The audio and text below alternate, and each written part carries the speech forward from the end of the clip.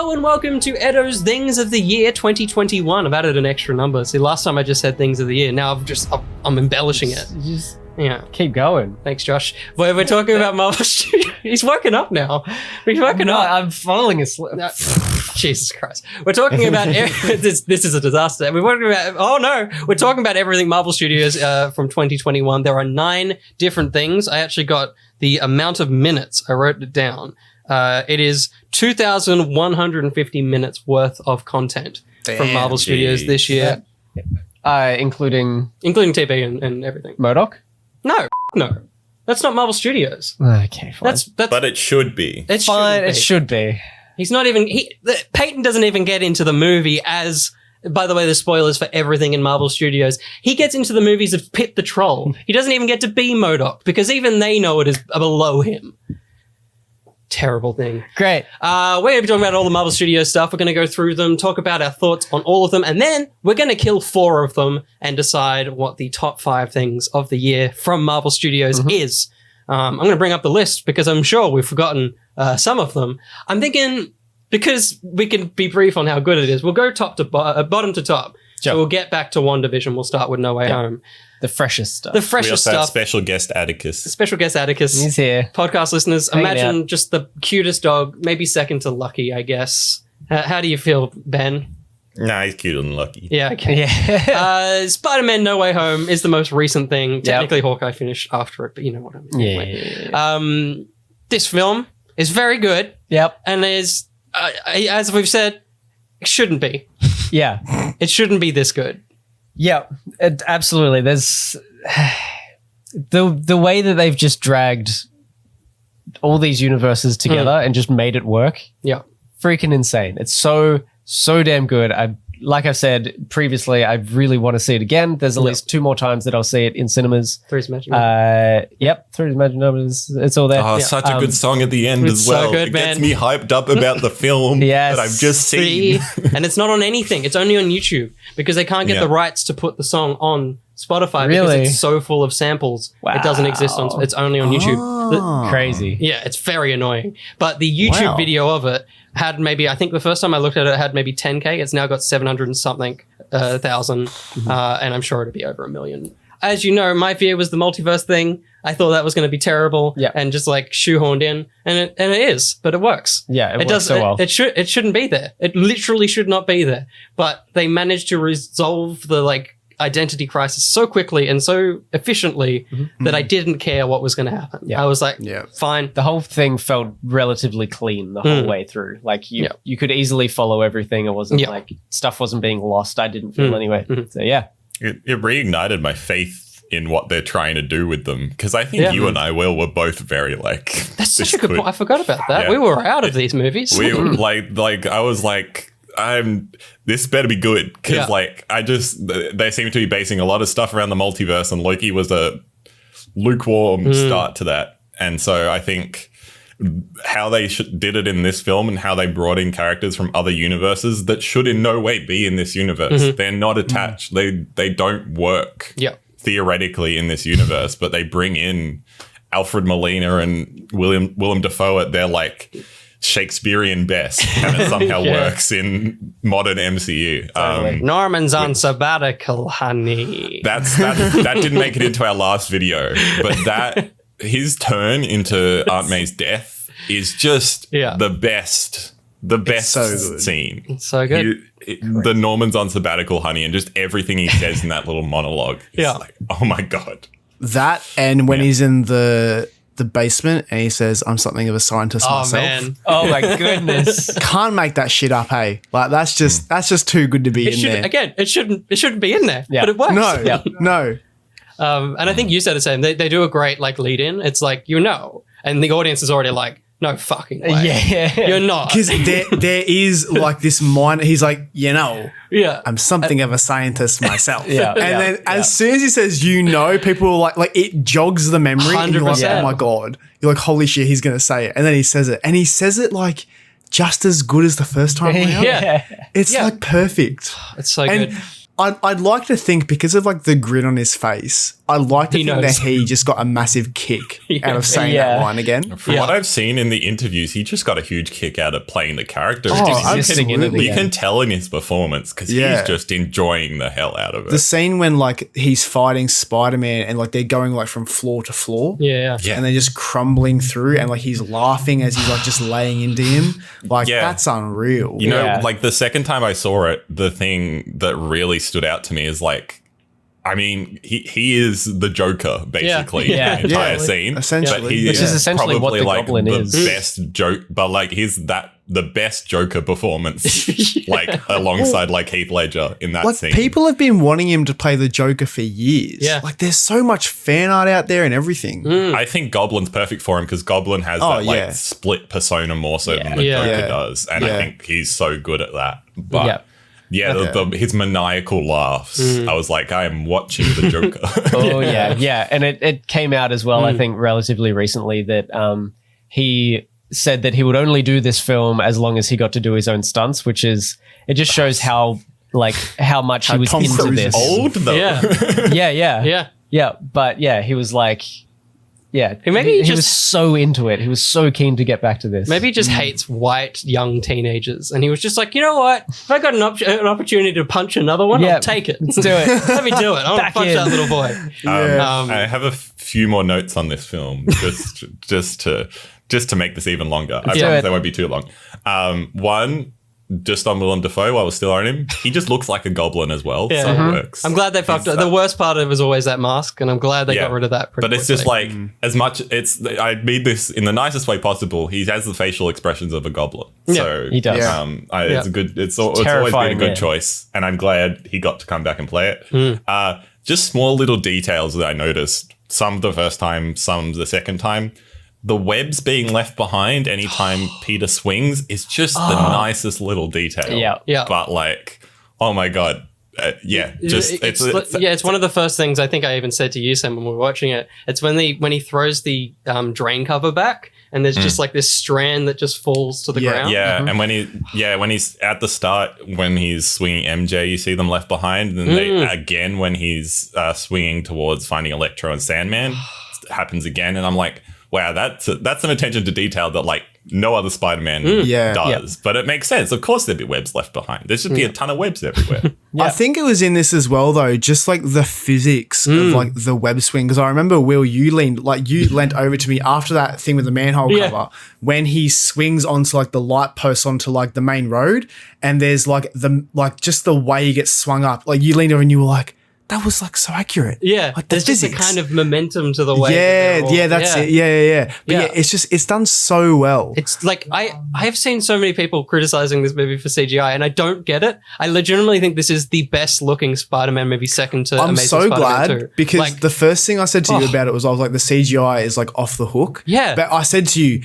being someone that doesn't work with CGI, I could think like it's amazing, but you could be like, oh no, there's flaws here and here. Yeah. And then like towards the end, you like lean over to me and you were like, you're right. It's fucking amazing. It's just, and I was like, thank you. Thank God. Validation from the CGI guy. Yeah. Yes. I think the only thing the only reason I think people might be saying that is because some of like the green screen and the roto work is a bit dodge on occasion, I think. But like other than that, it's so good. Especially like Electro's powers, the way they're depicted. There's elements of films now that I just don't pay attention to because I know it's COVID. Like, I know that it's lockdown related. Totally. Like, you watch that film, apart from the rooftop sequence where Peter and MJ are together and, like, when they all hug, it's like they are never near each other. There is so many purposeful moments. Like, the fact that Toby, Andrew, and Tom are so far apart from each other when they're talking, it's like they just, that was probably peak COVID time. And they're like, the amount of over-the-shoulder shots as well that you're like, oh, this is just, you're in different rooms. Like, how big was the table in Peter and their apartment? Charlie Cox is, like, on the other side of the room. Yeah. Because they're like, we can't have these people near each other. So, like, totally there's some dodgy green screen stuff, but it's just, that's the times at the moment. Do you guys want to hear some like reasons that I've heard from people that I know and why they don't like it? Please. Yes. And like, are they wrong? I've genuinely nearly fought these people. So good. One So person said they hated it because there was no plot. Wrong. Yep. And I was like, okay, so what did we watch? Nothing? Yeah. Like, did we not watch the movie then? And then the one I heard yesterday was someone didn't like it because there wasn't enough of Doctor Strange. They are aware the movie is called Spider-Man. What the hell? He's getting the whole movie next year. Yeah. Watch I was just like, what the hell? Oh man, Like, Got it's like like a going 15-minute trailer at the end of the film. yeah. Literally. Like, it's like, and it is what's happened. You've gone to a Spider-Man movie wanting to see another character. That's so. It's just like, I don't understand. Yeah. I really don't understand. And I watched Mr. Sunday Movies podcast, and they both hated this movie. And they hated it because it was nostalgia. Yeah, Unsubscribed. they hated Wow. it. They thought it was just nostalgia bait and empty of anything. And I think you can't go into it thinking it's going to be that, because if you go into, you will think that, but it's not. Yeah. Like, nothing about it is baiting. All the nostalgia elements are there to drive a narrative. I said to Will after I got out of it that, like, this is still Tom's film. Yeah, and that was absolutely. Will and my biggest worries about Yeah. this film going into it, where I was just like worried it would get too messy and would be too many bits and pieces. But it's still Tom's film. This is Absolutely. still his core story, the end of his trilogy. Yeah. And like all those other characters are there to complement the story he's trying, like how he is progressing through his story. The only reason the Spider-Man are there is to keep him going. Yeah. In the movie, like for myself, when he fights Strange and then when he closes the portal on him, as soon as you see Strange's face go, I went, oh, thank God. Yeah, totally. Yeah. Because I was like, I didn't want, because like the one thing with me with these movies is that I haven't liked the idea that Peter's always got help and he's always got other characters in his movies. So when that happened, I was just like, thank God, let him do his thing with MJ and Ned and he can deal with the villains. Like, I'm just so glad he got his own moments. Yeah, like totally. Yeah, I think, and at the same time, I think Doctor Strange is perfectly utilized in this. Like, he does everything he needs to help, but it's still Peter that cures everyone. Of course, Peter Parker can't get the villains home. It's like, you need Doctor Strange. Yeah, but can we just talk about how stupid Doctor Strange is in this film? It's a bit dumb in this movie. Like, as much as I love this film, watching it the second time especially, I was like, you're just an idiot. Yeah. There's no other way of putting it. And look, and I will. My counter is that Doctor Strange clearly loves this guy. He clearly has a friendship, and it's like he's a little bit blinded by that, and it's a nice growth for Doctor Strange, because like that's the point of his character, is he is so selfish and like has only ever been about himself. So it is nice. It is dumb that he did it. An element that I just want to bring up that I noticed last night, or whenever I watch it, is so subtle. But Doctor Strange says, I changed the spell 6 times, and he says 5 times. But the first ring is for Doctor Strange. He doesn't want to forget Peter. Because when you watch the film, he's doing that, and he throws a ring out, which he then does for everyone else. So that's why at the end he says, we're going to forget you. It's not you, they're going to forget you. We, as in me. Yeah. So it's like a subtle detail, but Doctor Strange had already fucked up the spell. Yeah. He'd already tampered with it for himself. Because he was like, I don't want to forget this guy. Like, I love this guy. It's also like... Nice. So cool. The way that is very cool. The way I defended it to Jay, because Jay was like very like, he's just an idiot. Why would he do that? Yeah. As we left the cinema, and I was like, I mean, that is just his character though. Yeah. Like, that is Doctor Strange to a T from what the other films. He does have hubris. He does think he can kind of bend the rules and stuff. Yeah. And to a stupid point. And he does it to a stupid point. And Jay was like, that's just irresponsible. And I was like, yeah. That's why he's not sorcerer supreme now. Yeah, but I think the multiverse. I think the multiverse of madness is probably going to address a lot of that. So from what we've seen of it, the one thing I have to shout out, because this is the subtlest thing, but I'm pretty sure if you go back and watch it, anyone, please correct me if I'm wrong, but also reinforce me if I'm right, because I think I noticed this. When Spidey gets pushed out of his body and is astral projecting, obviously his body is moving around, but there are little Spidey sense lines. Yes. Right? Yeah. Around his head. They're so subtle. Yeah. He's got but the it wiggles. is like Oh, good. the coolest little Spidey sense wiggles, which are obviously like he's moving his body around while he's being astral projected out. And I was like, as soon as I noticed that the other day, I was like, holy shit. Like, it's that plus the webs being left behind. It's just those little details that, like, as you said, that's why the CGI, in my opinion, is fantastic, because most people wouldn't think of even putting that in, but. Yeah. And I want to, I know we haven't talked about the Peters, but let's get through everything because this will be our number one film. Yeah, so we can come back. Let's course. round out the pod talking about the Peters. That's our quick 15-minute review of No Way Home that we don't want to stop reviewing. We could talk about it for hours. But we've also got to talk about Hawkeye, which was the next back thing. For me, this was difficult. Let me finish, but first, this is me from 2 weeks after recording.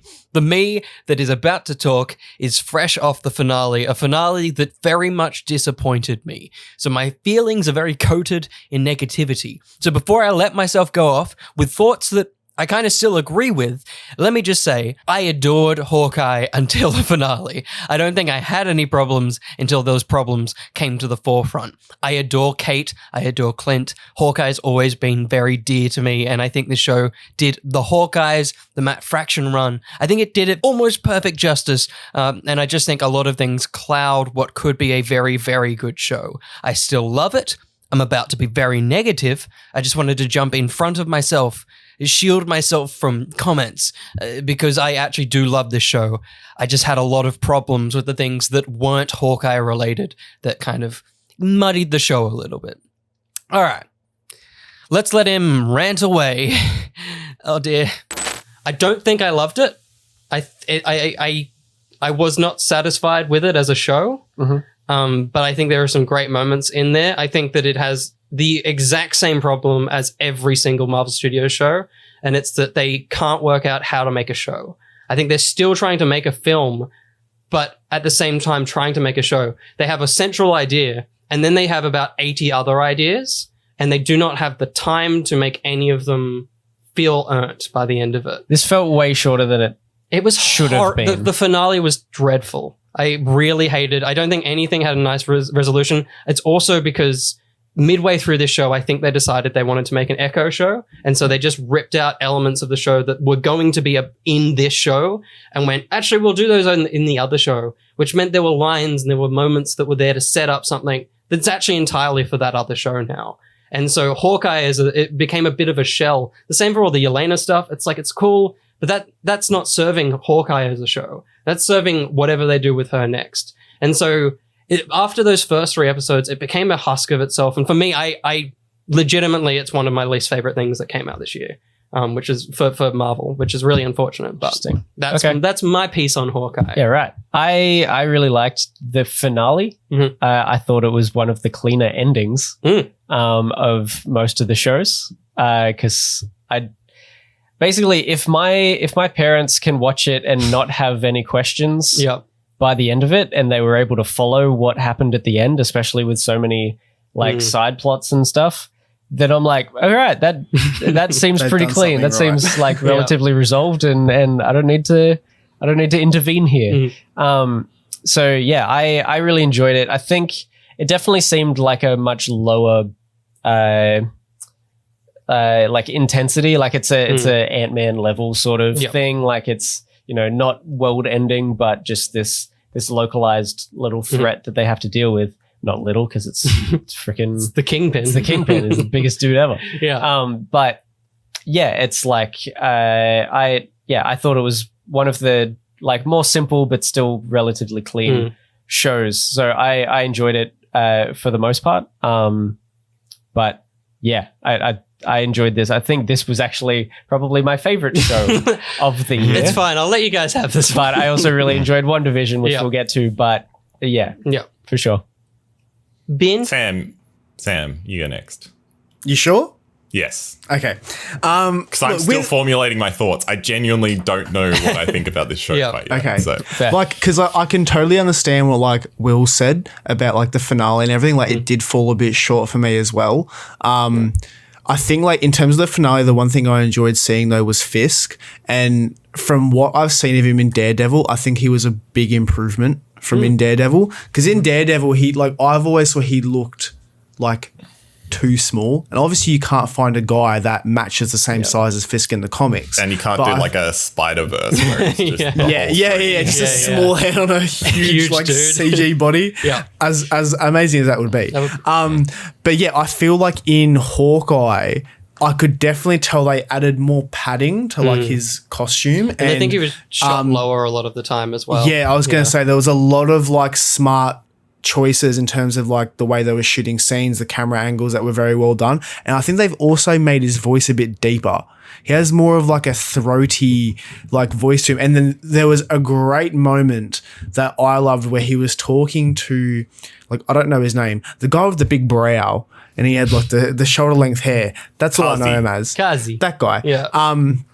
He was talking to him and he suddenly has this like fit of rage. And I was like, oh my God, that is so fucking Fisk. Yeah. That is I thought it was amazing because he has like this really good surge of rage and then comes back down. But like the tone he was using, what he was talking about, I was like, that's like, I need him to go up against Spider-Man at some point. I need it to happen. But like for the overall series, I actually really enjoyed it.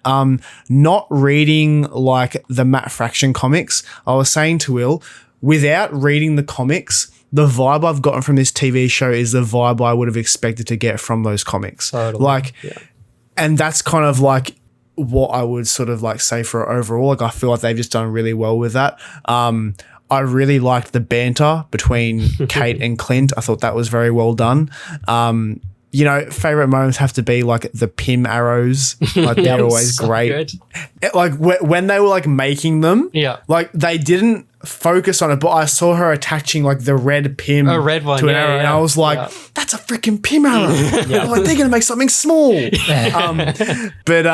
But yeah, I was like, that's like, you know, it was really fun, and yeah, I don't know, there was something about Hawkeye that like, because again, like Hawkeye's never been one of like my top favorite Marvel heroes, so I didn't have any expectations going into this, but there was something about this show where from episode 1, I was like, this may be my favorite Marvel show so far.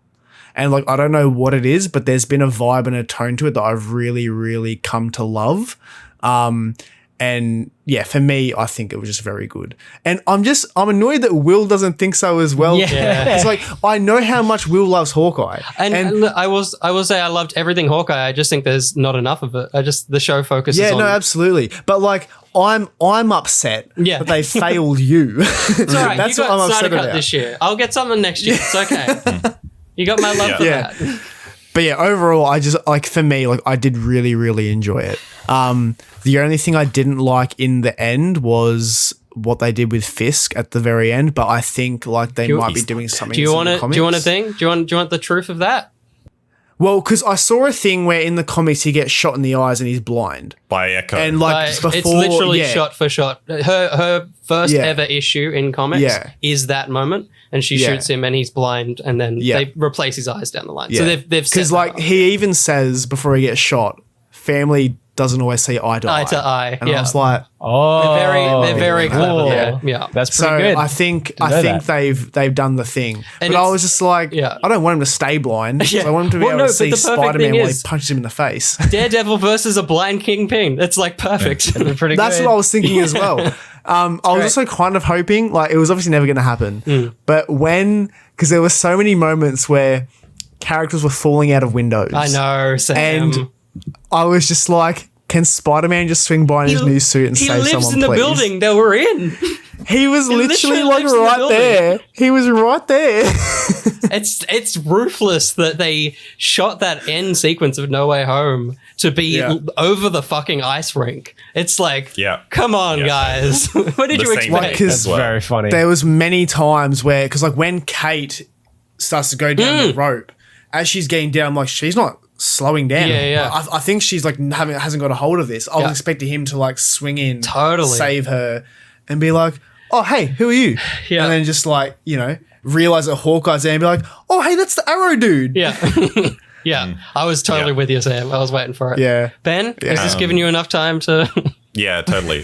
Just on the Kingpin thing, I think it's like you don't bring him back if you're not going to use him for longer than this. So there's no way. There's absolutely no way. There's just no way. There's no way. Anyway, no, I think my problem with this show is I think I feel similarly to Will in that it's just not enough Hawkeye. The bits where it is Hawkeye, it is fantastic, and it feels like a Fraction comic for like the first probably like 4 issues, 4 episodes, I'd say. Yeah. We did this a lot in the comic cast as well. It's because they're so similar, but it's like I definitely felt like that last episode, I felt just a bit flat at the end of it. I think part of it's post-credit scene, which is just fuck bad. me. But also like sorry, sorry, Ben, go on, but that just hit my mind again. I want to get rid of it. Yeah. But it's just, they tried to put so much into the end of this show, tried to resolve so much. And it's just like, as you said, Yelena doesn't need to be in it. No. I think if you got rid of her, I would probably love it. I'd like, as much as I don't love the Echo stuff. Her interactions with Kate are fantastic, but we don't need them here. We can get them in a separate thing. Yeah. Same with her interaction with Hawkeye. I don't think with Clint, I don't think we need that in this. It can be in another property. And I think it's to the detriment of the show. I think the Echo storyline, I'm kind of glad it was in this show. I think it was necessary, but I do think it definitely felt like they were at a point they were like, oh, well, we have to make the TV show now. So we can't put too much more into it. We can't resolve it properly. But I think the start of it carries it enough for me where I overall enjoyed it. I do think just towards like, I felt quite flat at the end of that last episode. And it was a bit disappointing to me as someone who had been really loving the show up until then. But I was also pretty worried in the lead up to the last episode, given how episode 5 had gone, that they weren't going to resolve it well. I do think this is the first show that really, really could have just been a film. I loved the idea of having a Christmas weekly show, but I really don't think it needed to be a show. I think it either needs to be a film or it needs to be 10 episodes. Yeah. It needs to go one of either. It definitely needed to be longer. And I think that's true of almost all the shows, maybe barring WandaVision, that all of them could be 10. Or at least bump to Mando, which usually hits 8 or 9. I don't know. 10 is where Netflix fails, where they have their like 2 mid-season slump eps. So like maybe not quite 10, but it's like they need to give these a little bit more or less. Like they need to be longer or a whole lot shorter.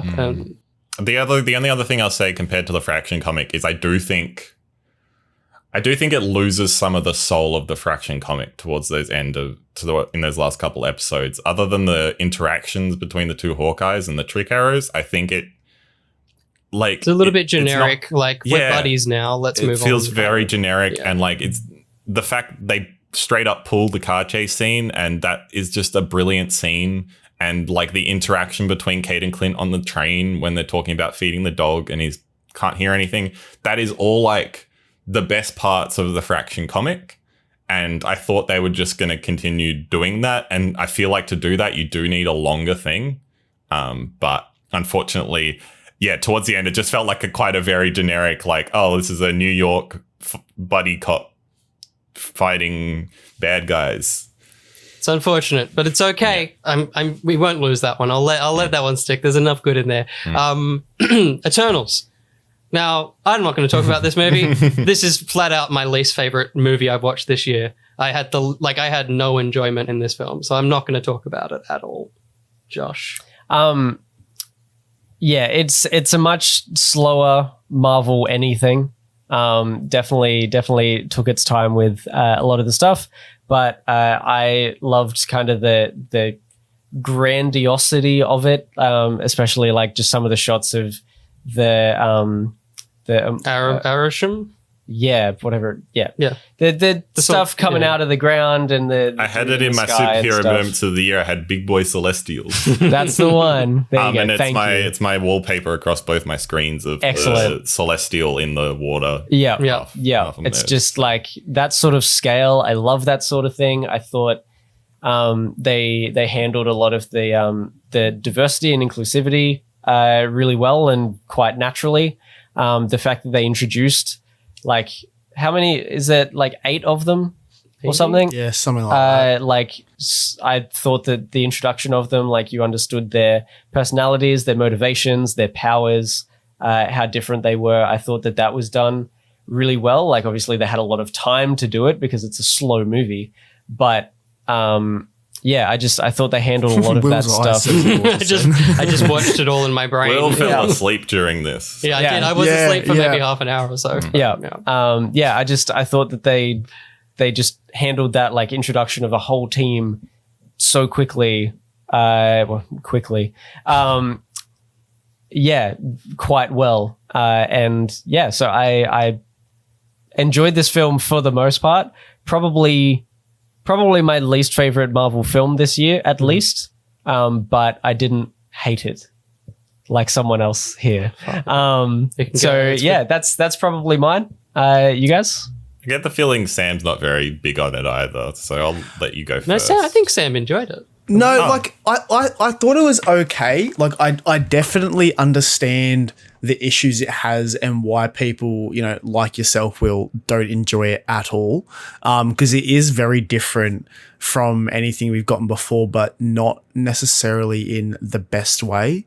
It's like it's different in a way where, because like people had this same issue when like Guardians came out, when like, I don't know, Shang-Chi, I guess, as well. It's so different from what we've gotten before, but they were actually done properly. Whereas this is like, it's different, but the execution is a bit off. It's just something about it that does not feel like anything. Yeah. I think because like just hearing Josh talk about it, because like I'm very much on board with like what Josh has said. Like I pretty much agree with like all his points. I feel like this Eternals could have even been the third film in like a trilogy of their films. For example, the first Eternals film, the introduction to them all, and then just a basic gist of like what they all do.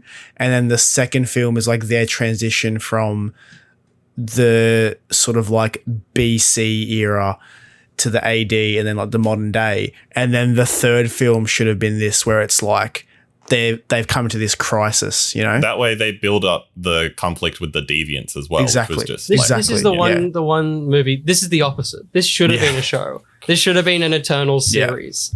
Yeah. Like, I didn't find any of them interesting, and I don't think I would have in a show. Yeah. But if they wanted to tell such unique stories, I just don't think this was the way to do it. I just think it breezed through things so quickly. Yeah, because like, I do agree with Josh where like I did enjoy like the grand scale of things, and like some of the shots did look really cool, and some of the overall like aesthetic of things looked pretty cool at times. But like some of the characters, like I can't remember any of their names. For one, Fanta. I didn't. The only one I can remember is Sprite, because I hate her the most. Yeah.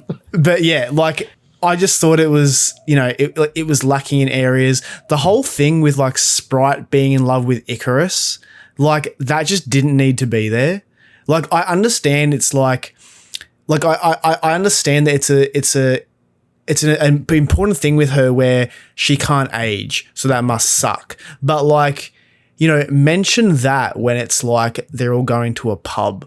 Like, don't mention that when like, she sees Icarus kissing the other one and then she gets like all weird about it. It's like, wait, but no, like you're still a child though. It's like, mentally you might be a bit older, but you are still a child. Like it's a bit weird. And it's also same thing as what happens in Loki, like, she can be anyone. Like that's part of her power. And I know that it's like not hard light or anything like that, but it's like, I don't know. Story-wise, there was one moment where it could have worked functionally, which is when Gemma Chan and Icarus are making out where they made out thousands of years ago. And I legitimately thought that was going to be Sprite, and there was going to be a moment where he goes to grab her hand and it goes through, and that's a moment of like she realizes it could never be and then moves on from it. But instead, that's just another moment where they kiss, and it's like, okay, cool. Why are they kissing again? Yeah, I don't care. It's kind of like, this is a perfect scene to help further your characters, and instead it's just more empty, hollow stuff. Like a lot of it was just like filler scenes here and there of like things that we already knew about them or things that we'd already seen, like you just said, Will. Yeah. But yeah, and like by the time it got to Icarus being the bad guy and all that, I was like, okay, cool, but like it wasn't a massive like hit for me being like, oh no way. It was Sam, okay, did you get that he flew into the sun and his name was Icarus? Icarus flew he got really close. I understood that. Yeah, I understood that. Cool. But actually, one thing just quickly, Ben, before I let you go, that I didn't, I wish they'd changed about this film. I forget his name, but the character that guy from Game of Thrones plays, Kit Harington. Yep. What was the fucking point? Just put him in something else. Oh, he's so good. Like, yeah, no, totally. He's so good, and he will be so good in whatever else he ends up in. Yeah, But, absolutely. But it's like it's a thing where, because there's not even the only things that allude to the future of his character is the family ring and the end credit scene. Mm-hmm. Like, if you got rid of those, his character is essentially pointless. So why not just save all that for something later on where he can be properly utilized? It's painful as well from a comics fan, because Ben and I were waiting the whole fucking movie. We're like, come on, do something, and they never do. Well, that's what I was expecting as well. I was expecting him to come into it at some point. And he's in the second post-credit scene, not even the first. Yeah. Like probably the best part of the film was the first end credits. Absolutely. Absolutely. That what a shock. That is the future. If that is the future of the Eternals franchise, I'm excited. If there's a heist movie with Harry Styles and the three good Eternals, sick. Because literally the three on that ship were the only ones I would be keen to watch more movies with. It's Makari, pretty much. Druig, and Athena? Yeah. Angelina Jolie. Athena. Yeah. It's like, cool. That's it. Just Makari and Druig are the two best of them. So okay, look, I'm going to compare this to Dune in that I like this film.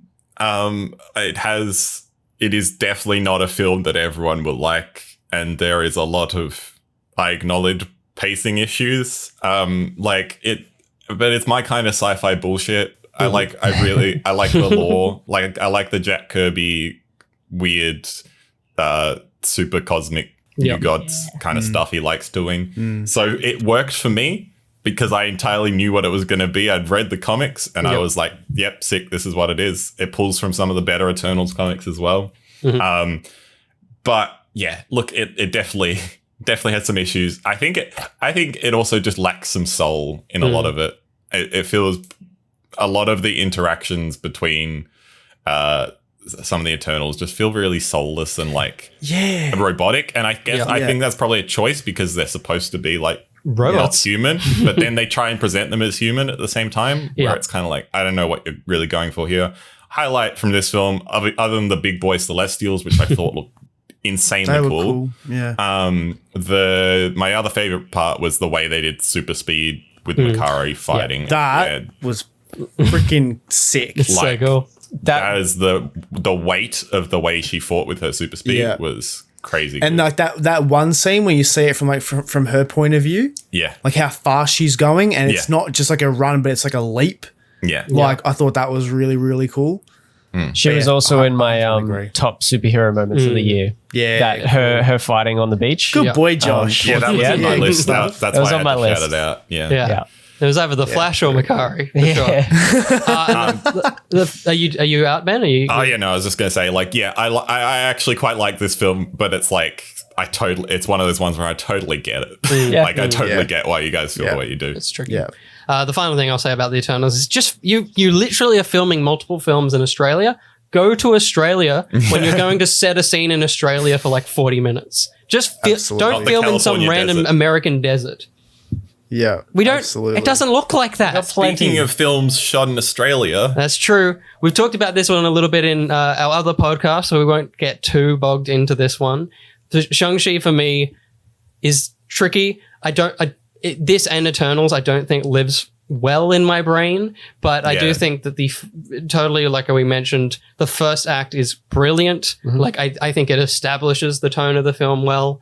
All of the action in this, until some of those CGI fights at the end, where they just kind of give up on being interesting martial arts wise, are phenomenal. Like it is brilliant. And the bus scene is one of the best action sequences this year for sure. I went to the toilet when I saw this the first time. I left for maybe 6 minutes. I missed an entire action sequence, and it changed nothing. And that is a big, huge problem in a film driven by. I didn't know Awkwafina fell off of the building, and that meant nothing to the film. And if your film is an action film, every action sequence should drive the plot in a major way. And I missed an entire action sequence, and it did nothing. So that's something that I love the action in this movie, but it does not connect to the story it's trying to tell, and that's really unfortunate.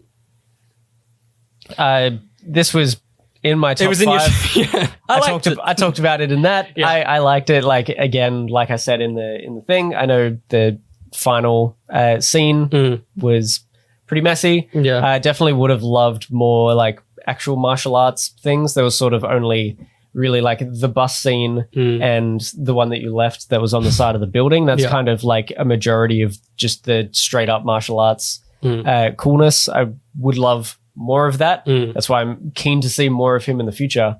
But yeah, it was my number 5, I think. So, you know, liked it. I dug it. All of these. I dug them. I dug them all. It's fine. Just, you can ignore me for the rest of the podcast. He likes them. I liked them all. Go, Sam. Go for it. I'll just say quickly because I did talk about it earlier. Like I did enjoy it. I can totally understand from Will's point of view though. Like there are things where it's like, okay, that can get thrown out here and there, but I feel like that's the way a lot of these things go. There's always things that we would want to change or have differently. What I will say about it though, I feel like it's suffering the same sort of treatment as Black Panther, where when you first see like, okay, this is sick because it's like culturally different and fresh and new, but then as time goes on, it's you start to see its flaws and you start to see why people don't like it, and then because you see why people don't like it, you yourself are kind of like, okay, well that makes sense. So then your opinion kind of changes. I still do really enjoy it, but I can totally understand where everyone else is coming from. That is so interesting because Black Panther I've had the reverse effect with. Oh, really? I am with Will. I'm actually this is one of the few occasions I'm harsher on this film than Will is. I think when we first came out of the cinema, I wasn't, but I've seen it a second time since. That's true, yeah. I don't think I like this film. And that's rare for me to say about a Marvel film. I think it's I love the start of it. I love how they set up his martial arts. As soon as they leave San Francisco, the second time watching it, I was just so bored.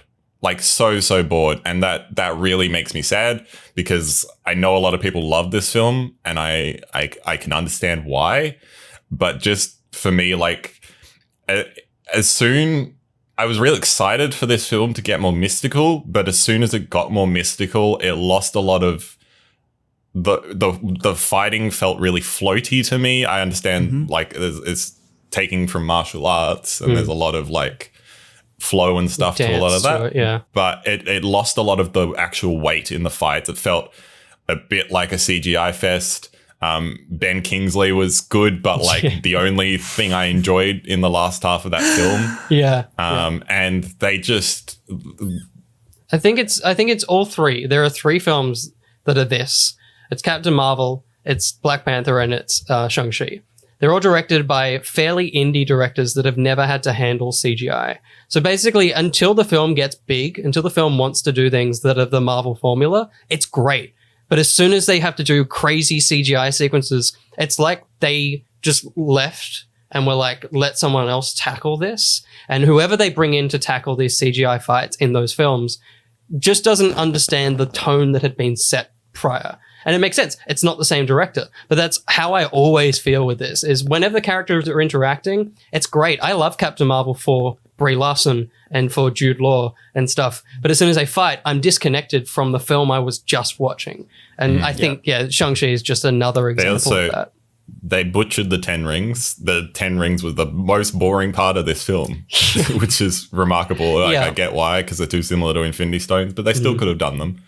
And also, the other thing I wanted to say is just Black Panther has had the reversed effect where I first watched it, didn't love it that much, didn't understand what the hype was. And the more I've watched it since, the more I've understood the cultural hype behind it. And I think the last time I watched it was during the Black Lives Matter stuff going on last year. And it had the most impact for me and is at my number 1 for Marvel films, which is like remarkable. Yeah. So I hope maybe this has the same thing for me, but I unfortunately feel like it's going to go the other way. Like I have no desire to watch this again. I've watched it twice and I just, I just want to watch the bus. That's all I want to watch of this film again, unfortunately. Which is sad because I like most Marvel things. I try actively not to dislike them, but you know. All right, let's go brief on these ones. There are podcasts for all of them on our channel with varying arrangements of the people that are here. But we'll try and be fairly brief. Marvel's What If. Basically, let's just try and say a piece on each of them, and we'll go for it. I think almost worked. I think just falls apart in the end when it tries to cross everything over. Don't do that. Leave them separate. I think that's the fatal flaw of this show, was thinking we were ready for a crossover, and we just weren't. Yeah. There's definitely like hits and misses from episode to episode throughout this, but for the most part, I enjoyed it, and I'm really keen for what they do, because I loved sort of the art style and the direction they were going with that. So I'm very, very keen to see how they continue to take this in the future, because it seemed like such a gamble of a concept for a show. It seemed like a gamble until Star Wars made an anime series, and you're like, well, that's a gamble. Yeah. So yeah, it's an interesting thing to jump in on. But yeah. No, sorry, Ben. You've been going before me in all this. Are you sure? It's fine. Yeah, I'm the one messing up the order. Yeah. You know what Sam just did then? He filled the silence. There was a really big silence there, Ben, and I think that Sam just jumped in earlier before you, so I think Sam has to go first now. Okay, cool. Okay. Poor Ben, I'm so sorry. It's okay. No, I don't have much to say. I agree with what you guys have said so far. I really enjoyed some episodes. Some I was like, it was okay. Killmonger. I'm not. Don't talk about I'm not a big anime fan or cartoon fan, as Will knows. But this was the one thing I was able to sit through and enjoy, because the art style wasn't just like fewer frames. It was nice and smooth. It was no DC animated. Fuck. But yeah, so if I could sit through it, they definitely did something right. But yeah, so overall, it was pretty good. I really liked this. I think I want to see Marvel do more stuff like this, but potentially take even more risks than they did with this, because this was playing it safe while still doing some different stuff. And I guess the only other thing is, I'd be really interesting. We're not going to do it, but I'd be really interested to see if we took the episodes out individually and ranked them alongside this list. Oh yeah. Because like the Doctor Strange episode for me is like up the top of like Spider-Man No Way Home. Yeah. Below it, but it's like close up the top of like one of my favorite Marvel things this year. That's fair. I'd party Thor. Straight off. Yeah. Party Thor. I hung out with a friend earlier this week that said Doctor Strange was his least favorite episode in all of it. People don't love it. Hated it. There's people out there. And is not interested at all to see him pop up in Multiverse of Madness. There's so many wrong people. It's weird. Yeah, man. I know, right? So many wrong people. That and the It Takes Two crowd. Yeah. Delete them. Put it, bin them. You should rank the people that you hate the most in your next bin podcast. Okay, I'll do that. Ben? Yeah. Okay, good. Cool. Two goes in the bin. Yeah. Next was Black Widow, which I think the only thing I'll say on this is I wish I saw it at the pictures, because I think it would have lifted my enjoyment of it. I liked it. I think that, again, suffers the usual Marvel third act of just being, how did we get here? Why are we doing this now? And it's not bad. It's just such a sudden shift. Like, there's one thing that has been in the sky for the past 12 years, and that's a helicarrier. And now you're telling me there's an entire, like, little space station? Yeah. What the fuck? It's sure. But I think it's also a weird swan song for Black Widow. It should have been in that Civil War bracket. I think that is the thing that makes it suffer the most. If this had come out in that little kind of Civil War to Infinity War bracket, I think we wouldn't have much to say negatively on this, but it's just past. It doesn't need to be here anymore, which is unfortunate. Yeah. This was a bit of a fight for my fifth spot, where Shang-Chi sat for my top films. Yep. Just again, if you haven't seen it, I didn't see many films this year, so there's like some things that sort of fought that probably could have been beaten out pretty easily. That's what knocks it up. That's there. it. Yeah. So like now that I'm even thinking about it, I'm like, oh, maybe Black Widow should have gone there. But like the whole intro was freaking intense. It was very, very good. For this, there were just great moments throughout the film. Maybe it is better than Shang-Chi. Maybe it should have been on the list. Whatever. Just for that opening sequence. That's it. Yeah. And just like for David Harbour and just the Russian family's interaction throughout it. One of my other moments of the like superhero moments of the year is right at the end after the whole fight where the parents and Scarlett Johansson come together and they're like, "Are you guys okay?" And she's like, "Oh, it's pretty obvious that I'm injured." Like just that sort of dryness, the dry Russian humor is so freaking good. And I just their accents are like, I'm not an accent guru, but I found them very, very good. All of them seem to do very, very good accents. The whole family. Look, in terms of ranking, Elizabeth Olsen is way down. Yes, comparatively. Yes. I've heard Yelena's is like spot on from people who are actually heard lots of good praise for Yelena. Yeah, so I enjoyed this movie. I think it probably should have been in my top 5 instead of Shang-Chi. This is the burden of doing multiple lists. If you think about a thing, and it sucks. There it is. But there you go. Yeah. I think for me, like at first I did like it, but then the more I thought about it, it did fall down the list dramatically.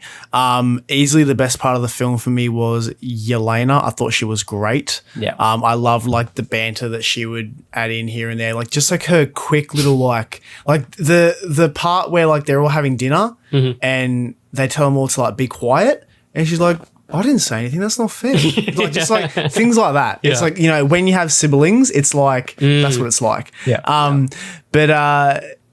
So like I thought it was fine, but like Will said, like it's the thing I always say about this film. It's like 5 years too late. Yeah. If this had come out sooner, because we know what happens to the character by the time Endgame rolls around, there's no weight. Like there's no weight on what happens to her. Like, you know, she's in a car on a bridge getting shot to shit by Taskmaster.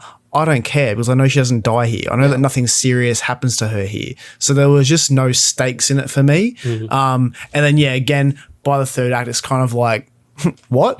But other than that, I mean, it was fine for what they tried to do. Yeah. This movie, even just while you've been having this discussion, it's been shifting around my list of where it is. It's somewhere around like the bottom of what's come out this year. Like, but I think ultimately, like, I enjoy enough of it that it's like I said I don't like Shang-Chi, and I think I like this film, but it's like there's enough wrong with it that I'm like, if I'm gonna watch a Marvel film, I'm not gonna pick it. But like. That's such a crazy statement now because there's so many. Like the idea of picking just to watch one of the look at this. This is 1 year. Yeah, it's insane. No, it's like there's 32 Marvel things to watch now. So it's like, and that's like saying a TV show is one thing, which realistically it's not.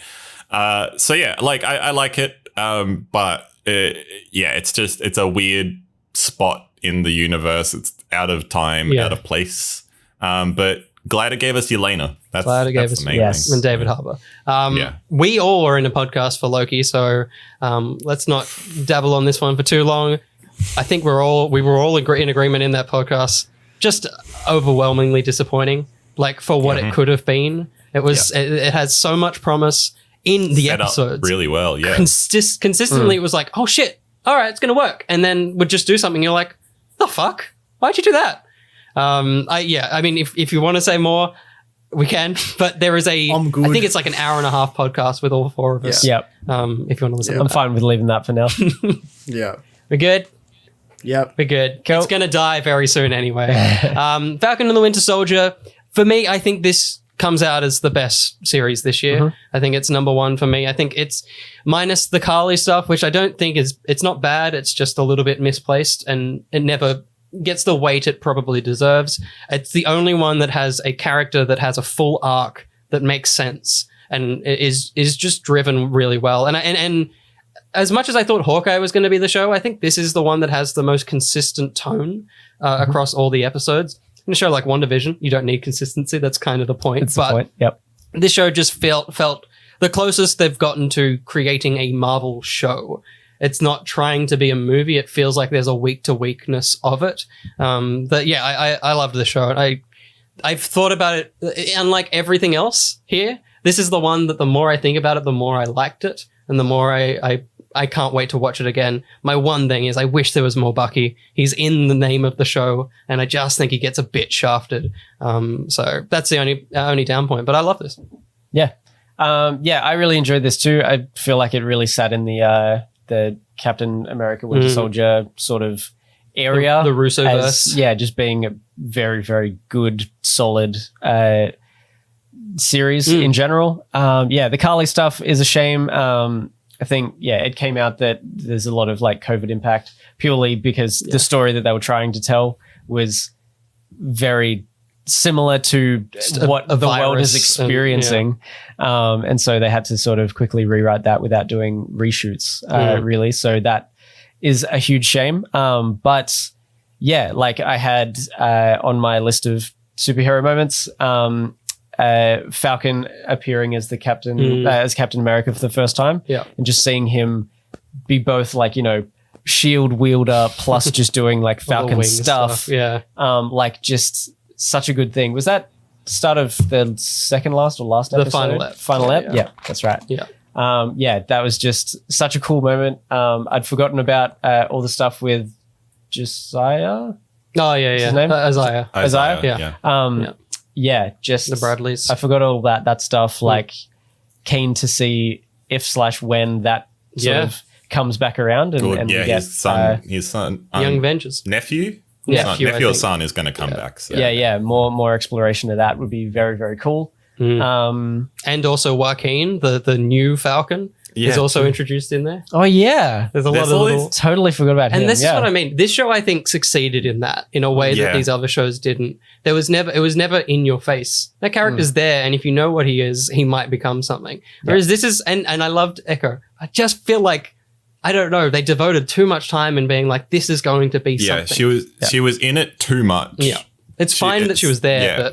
She was good, but she was in it too much for it being a Hawkeye show. Yeah. But yeah, this show, I think, balanced everything really well. Yep. Sam? Yeah. For me, I'm a bit different. So Good. I know. And like, I love like anything to do with like a Captain America thing. But like for me, when the series started, I wasn't 100% on board. For me, I think it just took like some warming up to. I think it might have been because after WandaVision, I think we all like had like concerns. Because I remember talking to you, Will, in particular, and we were just like, what are they doing with these? So I think I didn't want to like, dive in too quickly with this. Because like for me, like I understand why it's there. I do not care though about his sister having a boat and having like money troubles. Like I can totally understand why it's there, and like I respect fully why it's there. But for me, every time it was sort of cut back to that, I would just zone out because I'm more focused on what's happening with them and trying to stop these people from, unleashing hell upon America. So yeah, like it started off a bit slow for me. The middle, I like thought it was pretty decent, and then like by the end I was like, okay, this is cool. Look, it's in like my top 10 for the year. It's not incredibly up there, but I still did like really enjoy it. I mean, look, it wins for me for the remix of Star Spangled Man at the start episode too. So good. Oh my god, totally. Oh my god, I still listen to that every now and then, Dude, and I'm like, oh, it's so good. Spoilers for my Spotify Wrapped. It was my number 2 most listened to song this year. This show has grown on me over the course of the year. I think it's my favorite. It's definitely WandaVision and this are contending. I actually we'll talk about. I might as well talk about both actually because we're about to talk about WandaVision.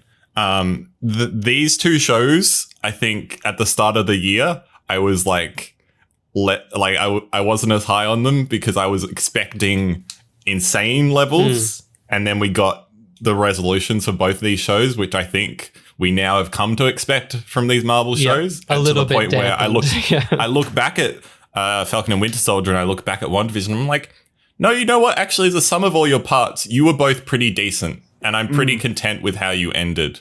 And I, particularly with this show, all the stuff with John Walker as well, who we haven't mentioned, I think was really good. His rampage at the end of episode 3 or 4 was insane, but also like, really, actually, with Falcon and Winter Soldier, it's just the fact that a lot of this was in a Marvel Disney Plus show. that a lot of this went to air and Disney was like, this is okay. It gives good vibes for stuff like Moon Knight and even Echo and stuff. It's like they're willing to go far. Yeah, but it's like giving political messages that I'm like, wow, Disney's actually letting people say this. That's interesting. Yeah. And I think for this show in particular, those moments will stand the test of time more so than a lot of other things. Yeah. And then on WandaVision, I think I look back on it now and I'm like, its wrap up was the strongest, but those first episodes where they're going through the eras are so good. They are so good. And I think ultimately for me, because they tried to do something so different there, that's what sticks in my brain. And that's what, when I look back at WandaVision, that's what I look upon fondly. And I'm like, oh yeah, well, they had the weird stuff when they went out of the dome and then the guy was there. But, you know, whatever. That wasn't a big part of it. It was probably a bigger part of it than I'm remembering. And then I also really like when they brought in the other Vision at the end and they had the little ship of Theseus chat. That was actually in my list of stuff, of stuff that I really liked. And so I think realistically, it's weird at the start of the year, if you told me these would be my top ones and I'd look back quite fondly on them, I'd be like, I don't know. That's a bit concerning. But I look back at it now and I'm like, no, I'm happy that I enjoyed them as much as I did. So, yeah. Yeah, I think I'm the same. I it's like the Thanos line. I treated you too harshly. I didn't know what the future was going to be of these shows. And it's like, these both feel like what I want from these, which is contained like 5-issue runs of comics. The other ones are continually just trying to create new things. These two series are like, here is the story we want to tell, and here is the ending. Every other show that came out this year is like, we're kind of over. Maybe. Whereas these shows were like complete arcs of characters that ended. And that's what I was hoping from these, because they kind of gave them the idea that these shows would be like 5-issue, one-shot kind of experiences. And these are I think WandaVision actually works far better than I remember. I think I'm the same. I'm forgetting all the outside hex stuff a little bit. But I think that's okay, right? Yeah. Because like there's enough other good stuff there that it doesn't. Totally. And I wonder, watching through it now, you won't be as drawn out because you're expecting those bits. I think when we first were ripped out of the hex, it was a bit like, oh, fuck, I don't want to be here. But maybe knowing that's an element of the show, that might not be as jarring watching through it again. And also, look, the biggest, most important thing WandaVision did was give Paul Bettany time to be Paul Bettany. And the movies just never had time for Vision. And this show just was like, hey, here is the best character in this universe that you didn't realize is the best character. And so, I think I love this show a lot more than I did when I said, fuck this show. Yeah, no, totally. And I also think just on Falcon and Winter Soldier, I think when we talked about it earlier in the year, that was the thing you mentioned about it being a 6-issue run. That to me is why ultimately I think it's my top TV show out of them, is because it works as a 6-issue run of comics. It works the most in that like this, you had enough time to do all the things you wanted to in this show. And I think it has enough Easter eggs, like you mentioned, and bring in other characters that you're like, oh, they'll come back at some point, but they're not the focus of it. So, yeah. I liked it. There we go. You dug it, I believe, is the phrase. I dug it. Yeah. I don't have too much more to add to that. I loved all of the ways they like hit the beats that they were going for like the themes for every era. Yeah.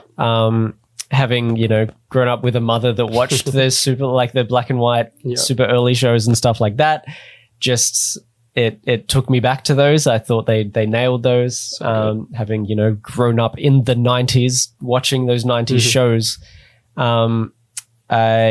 hit all of those as well. Like they just did such a good job. Love that sort of stuff. And yeah, I really enjoyed the show overall. I have nothing extra to say that you guys haven't said already. I think I enjoyed it for the most part the whole way through and didn't have negative feelings and have come back around to it. I've just you did fairly strongly sort of been like, I really enjoyed a lot of this. The ending, there's messiness there. For the most part, I'm like, that was solid. So, yep. Sammy, bring us home with absolutely. some WandaVision. No, like I'm very much in agreement with what everyone said here about the show. I think it was a cool show while it was airing because of just how insane it made everyone. Like it was the one thing where, like, you know, Will and I were having calls after every episode being Absolutely. like, so what's going to happen next? So what's happening? And like it was the one thing where it made you question everything while at the same time know nothing that was happening. And then letting you down. And then letting you down with a big old boner. Big old boner. Big old boner. But yeah, like overall very good. And just like, the fact that it made everyone question things and actually made like the fan base talk and converse with others, I thought was really cool. I'm glad it gave us the Mephisto meme as well. I think so. That was fun. And like, imagine the like actual, like, you think Spider-Man's appearing in No Way Home was a big scream. Imagine when Mephisto turns up in a film and like the reaction of the audience will be so weird because they won't be excited because it's Mephisto, or they won't be excited. They'll laugh. It'll be like this, like, oh, Mephisto's here to like fuck things up, and people will be like, ha! It's like, no, this is bad. Absolutely. Yeah, it's very funny. Quickly rounding this out, let's kill 4 shows and decide what the top 5 of the year are. First off, I'm just going to delete Loki. We're good with that. Make that job easy for us. I'm pretty sure we could probably also do Eternals, Ben. Yeah. Yeah, I'm not attached enough to it to vouch for we it. can kill those 2. Cool. I feel like we could also probably get rid of Shang-Chi. Yeah, I'm not going to say it. How we feel with Shang-Chi compared to what we've got there what now. my thoughts are. I'm kind of like torn between that or Black Widow. I was going to say, I think we get rid of both. Yeah, I wouldn't be opposed to that of them. with the rest that's on there, to be honest. Yeah. I know Will doesn't love Hawkeye, but I'm willing to keep Hawkeye. I won't like, that's majority rules for sure. The only question there is does What If weigh out either of those two? Yeah, that's what I mean. I personally feel like it does, but I'm not too precious about it. So it's just, What If is a really hard one to put on this list just because it's got some bad and it's got some good. Yeah, but it's like also not the same thing all the way through. I would okay, I'm going to do one thing first. I'm going to kill Black Widow first because I think its place in the universe is the problem. In terms of looking at this full list, it's Shang-Chi at least adds something. Yeah, really if we're doing decent. a Marvel list, it shouldn't be on here. I think it's an alright film overall. Yeah, but what this year gave us, I don't think so. So really, we're looking at What If and Shang-Chi here. See, with those two, I would scrap What If. Interesting. I can't put Shang-Chi on this 5. It's just like it's like Fair enough. Imagine what's left. I don't think Shang-Chi compares to like No Way Home. Like if you look at no, absolutely not. No. Yeah, because right now we're killing one more and that's it. So if we have to kill one more child, like I'm just thinking, like there are moments in What If that hit really hard, more than Shang-Chi did. Yeah, Shang-Chi had the bus. Yeah, great. I love that. Yeah, I want that on a t-shirt. Shang-Chi has the bus. Has the bus. Like that's the one thing that I feel like we're like, yes, that's awesome. And that's fair. I know that Shang-Chi had like some inclusivity. Yeah. Shang-Chi had the inclusivity and stuff as well. But like Marvel's What If had Ultron discovering the dimension before. Yeah. And like that episode was freaking unreal. Yeah. Like that moment was sick. We're losing Shang-Chi. That kind of hit me the hardest. Very good. So next up, just quickly, we're going to rank them. Number 1, Spider-Man's at number 1. We're not going to talk about that. There's no decision. It's like it's up the top of like all Marvel films. Yeah, kind of 100%. I think. Yeah. What we've got left is Hawkeye, What If, Falcon and the Winter Soldier, WandaVision.